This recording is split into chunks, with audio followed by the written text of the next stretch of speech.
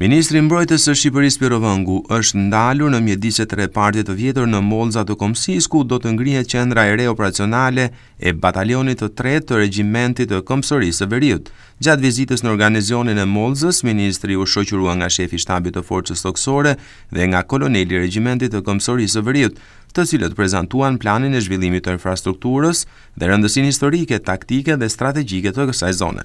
Këtu ka qenë një garnizon praktikisht grup deposh në të kaluarën,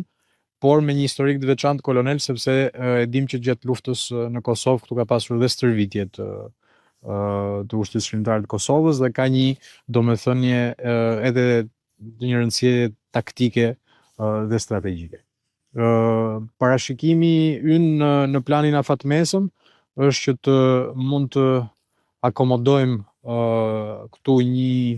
infrastrukturë të re dhe një batalion të plot komsorie,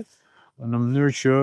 regjimenti i Veriut të mund të zgjerohet, siç ka filluar të zgjerohet në vitet e fundit. Kemi tashmë një kompani të plot në Burrel dhe synojmë ta shumë fishojmë këtë kapacitet. Ne kemi në planin e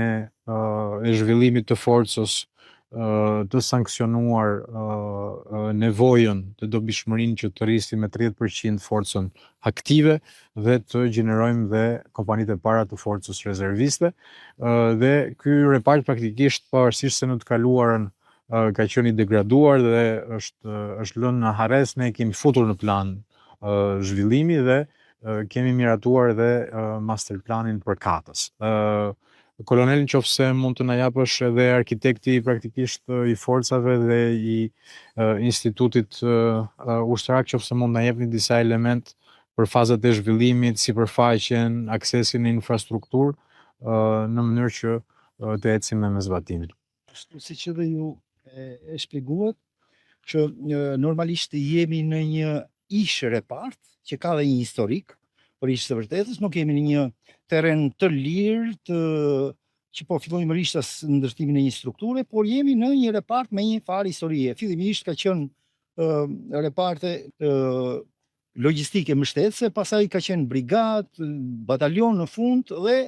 ka një strukturë të ngritur, por fatkeqësisht të rënuar, të degraduar, e cila ka nevojë për një ndërhyrje totale. Ne si grup, me thënë drejtë edhe pjesë projektuese, po dhe pjesë e shtabit të përgjithshëm dhe forcës toksore, e kemi ardhur disa herë dhe kemi analizuar si vendodhje, si repart, për të parë jo vetëm se si do të shtrim ose si do të ndërtojmë një plan zhvillimor të strukturës së re në nivel batalioni, por edhe për ta bërë atë sa më efikase, sa më të mirë, me qëllim që investimi të jetë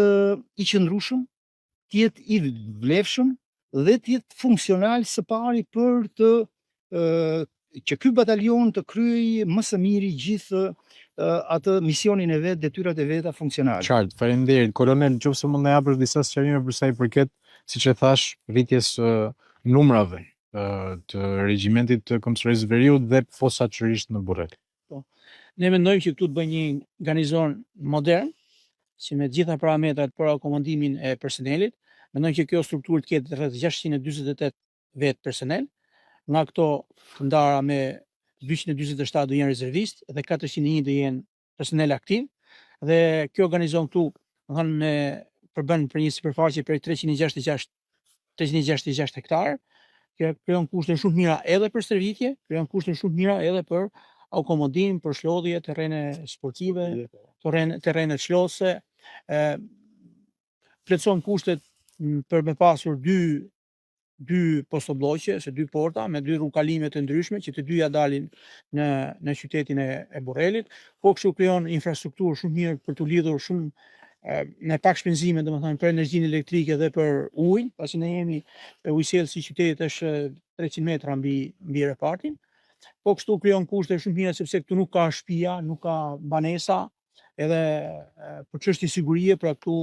është një hapësirë që krijon kushte shumë mira për siguri dhe për rujtjen qoftë personelit, qoftë për rujtjen e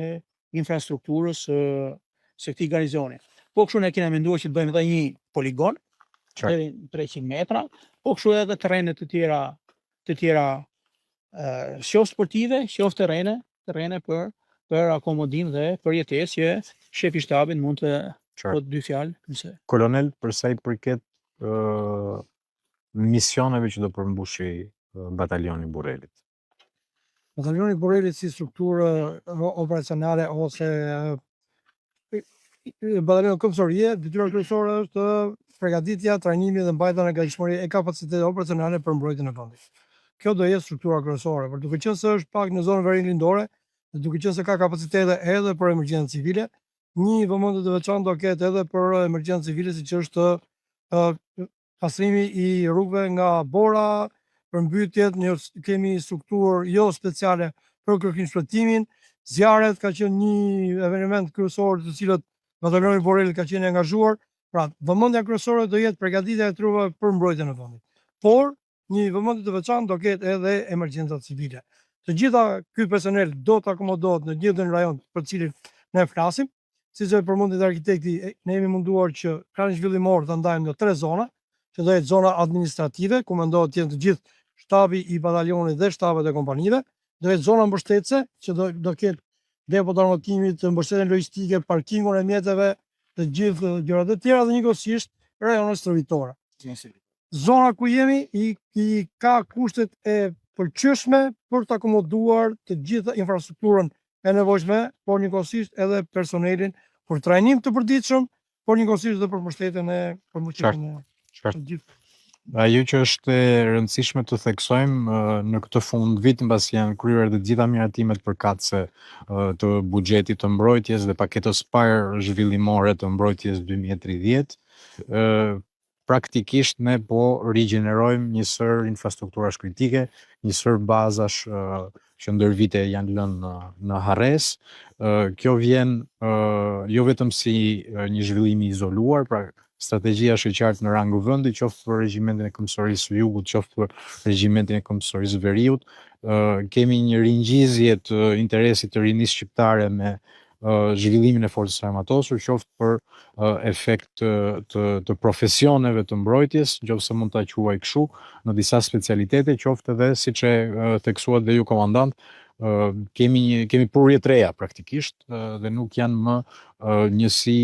luftimi me kapacitete minimale, por kërkojnë zhvillim, kërkojnë armatim, kërkojnë profesionalizim dhe teknologji të përditësuar. Ndaj dhe buxheti 2026 vjen me një paket të dedikuar për zhvillimin e bazave në mbar vendin dhe padyshim kjo pikë graviteti për regjimentin e Veriut është absolutisht e nevojshme. Jo vetëm kaq, por siç po e përmendim dhe pak më parë, me pushtetin vendor, bazat ushtarake janë edhe një element zhvillimi ekonomik për zonë. Sepse kur dislokohen në mënyrë të përhershme 5 kompani luftimi, patjetër që janë gjitha shërbimet mbështetëse që vinë të ofrohen dhe ekonomia civile, nëse mund ta quaj kështu, mbështetëse, është dhe ajo vjen dhe ajo të rigjenerohet edhe të japi frytet e saj. Kështu që është një bazë që ka dhe një impakt për ekonominë e Burrelit dhe më gjerë. Struktura e re do të akomodojë rreth 648 personel efektiv, nga të cilët 247 rezervistë dhe 401 personel aktiv, të shpërndarë në një sipërfaqe prej rreth 366 hektarësh. Territori ofron kushte shumë të mira për stërvitje, akomodim, aktivitete sportive dhe rekreative, si dhe për ndërtimin e poligoneve dhe terreneve ndihmëse. Projekti parashikon ndarjen e repartit në 3 zona funksionale: zonën administrative, zonën logjistike dhe mbrojtëse, si dhe zonën e jetesës dhe stërvitjes, duke krijuar një garnizon modern që përmbush standardet bashkëkohore të forcave të armatosura.